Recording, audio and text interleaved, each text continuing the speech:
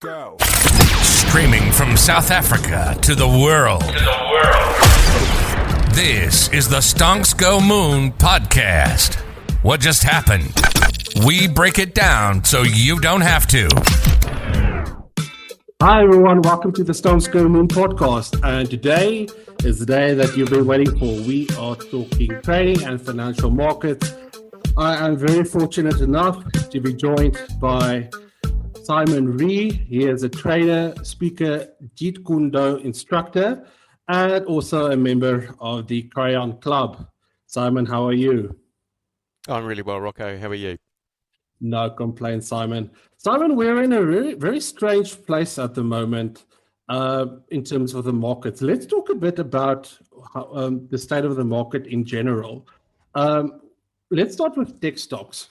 We're seeing this 10%, I would say, correction, and the market is sort of finding itself in limbo. What exactly is going on? So what's happened, we've seen a fairly rapid rise in bond yields in the US, and most people are focused on the 10-year bond as the benchmark, and 10-year bond yields have sort of jacked up to about 1.63%, having rallied from below 1% a few months ago. Yeah. And bond yields where they are now, I mean, they're not high, okay? The 10-year bond yields in the US have been higher than they are now 99.9% of the time. So we're not in uncharted waters.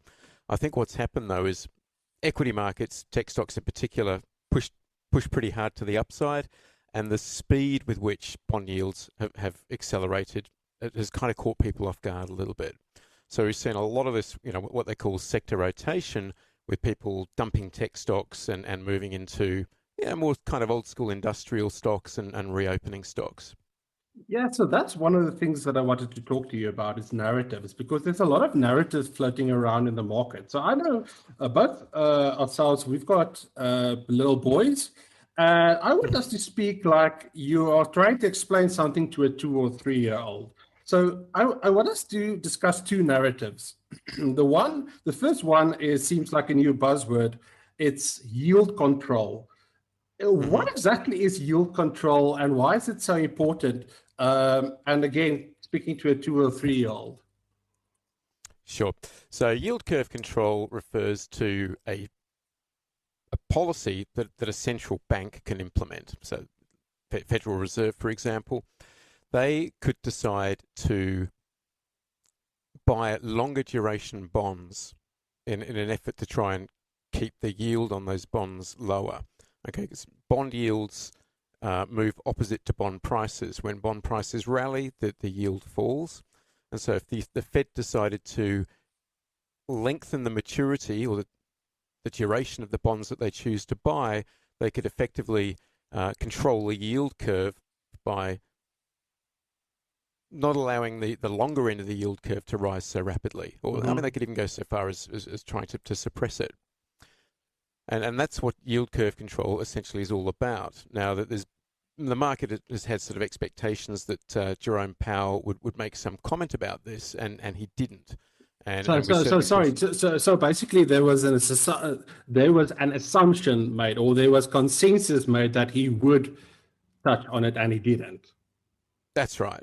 Okay. So maybe he'll say something about it today. That remains to be seen. Yes.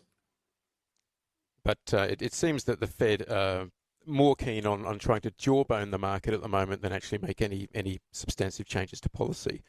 But that's not a bad thing. I mean, the fact is we've still got incredibly accommodative liquidity environment.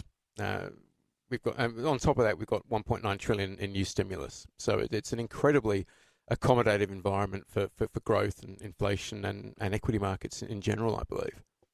Talk a bit about that stimulus. Where do you think it's going to go? Because there's two schools of thought, right?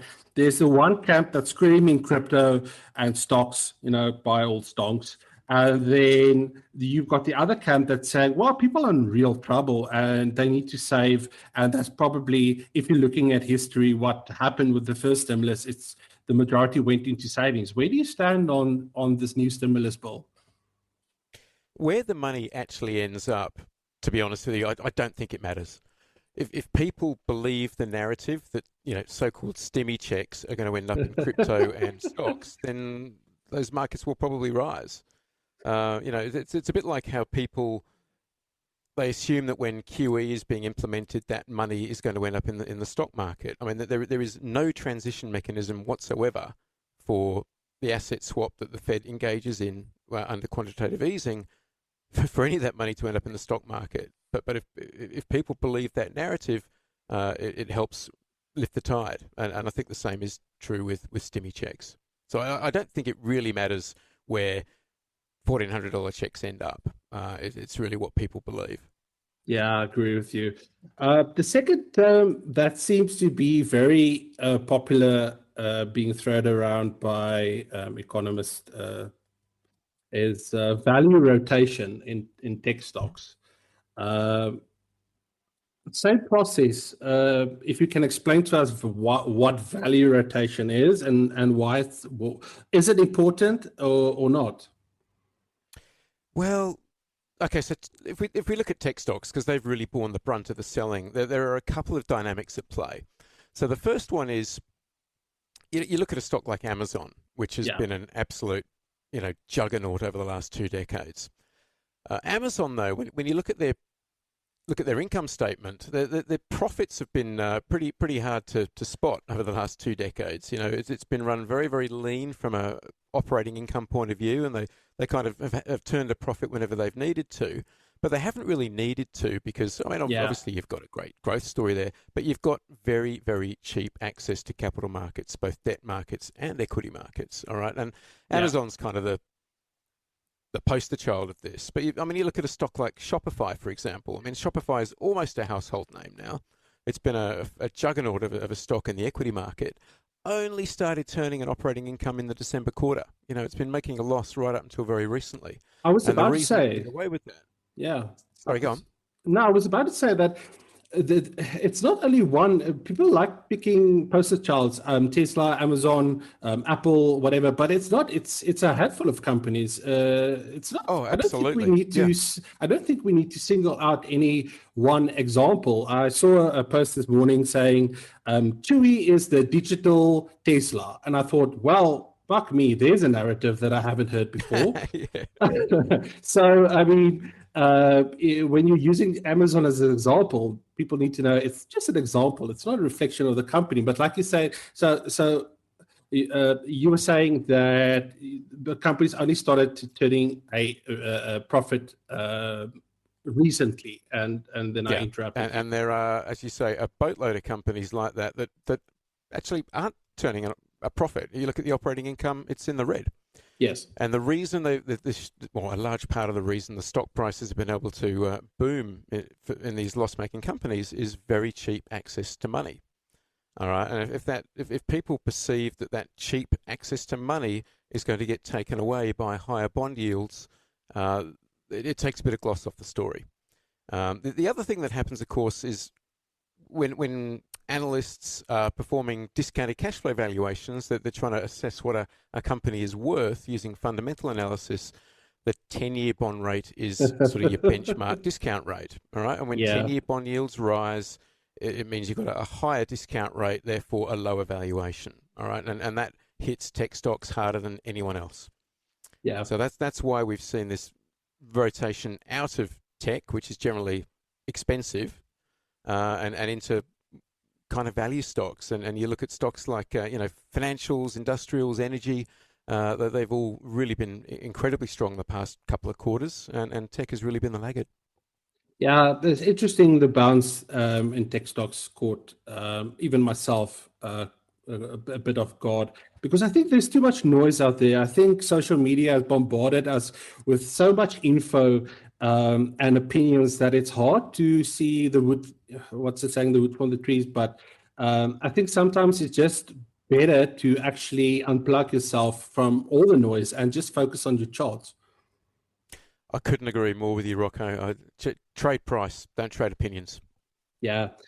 Simon, looking at the future, and I know it's something that me and you are both keen we're keen advocates on, is not to try and predict price, but to follow price. But it is also good to have some sort of idea of where the future is going in terms of the markets. Where do you see us going? And I know you've got sort of the suspicion of, this 5-10 year suspicion. Anything that you can tell us about that? Sorry, what was the 5-10 year suspicion you're referring to? About us being choppy. Yeah. Yeah.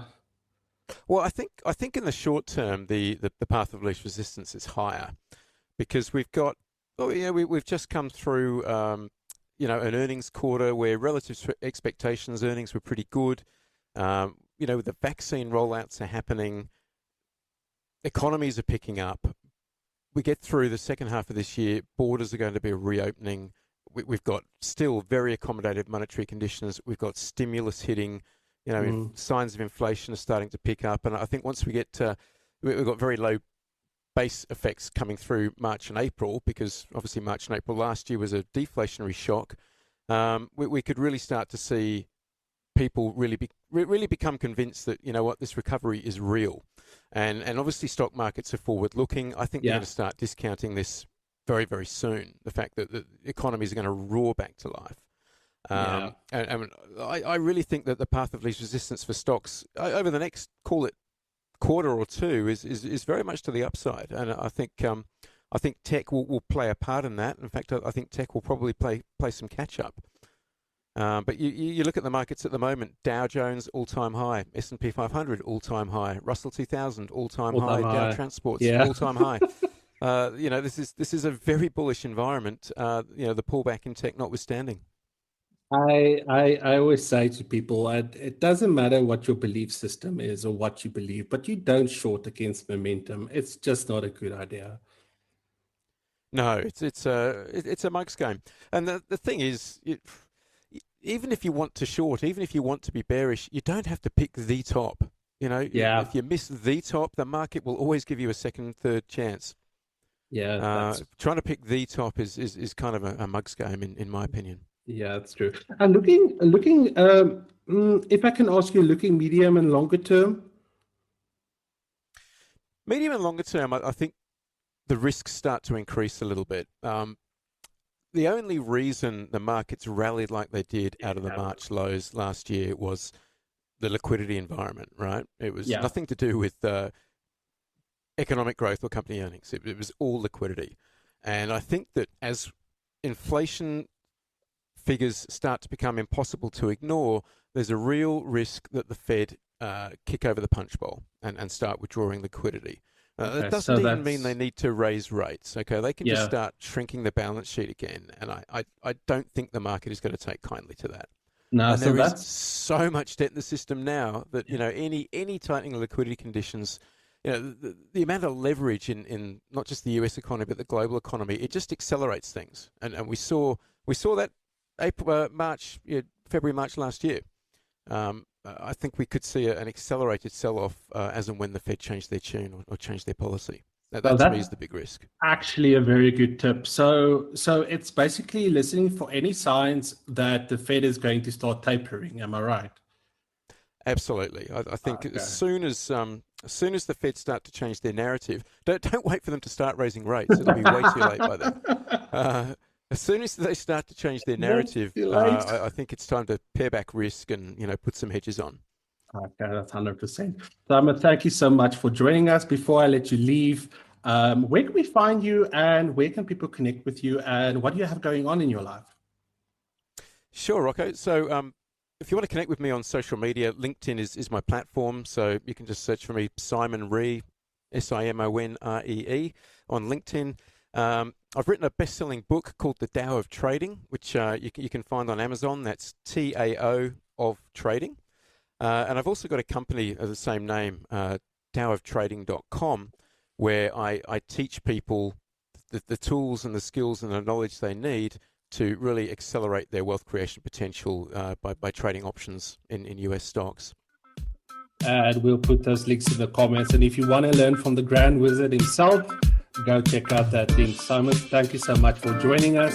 For to our listeners, peace, love, and prosperity, and we'll catch you in the next episode. Cheers.